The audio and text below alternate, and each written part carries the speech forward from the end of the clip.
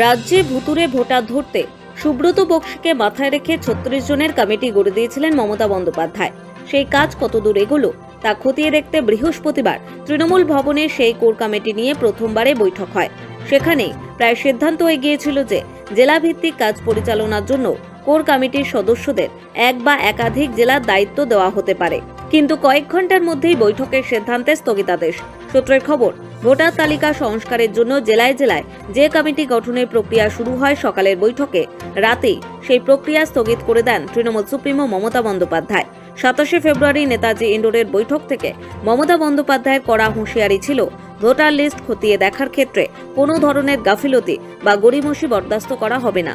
বিধানসভা ভিত্তিক বুথ ধরে ধরে ভোটার তালিকা খতিয়ে দেখার নির্দেশ দিয়েছিলেন তিনি।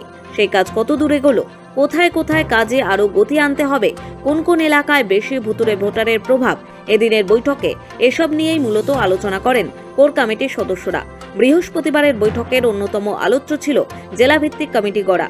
বৈঠকে ঠিক হয়েছিল ব্লক সভাপতি ও শাখা সংগঠনের সভাপতিদের নিয়ে একটি কোর কমিটি গঠন করা হবে। সেই সঙ্গে প্রতিটি সাংগঠনিক জেলায় ৪ জন করে রাজ্য স্তরের নেতাকেও রাখা হবে।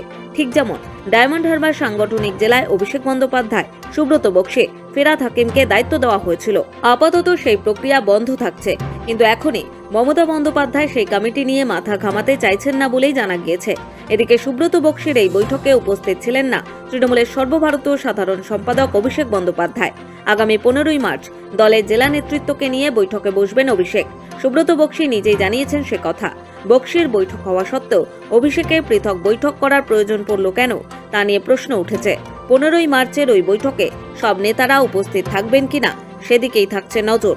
সৌভিক সান্যালের রিপোর্ট, সময়, কলকাতা।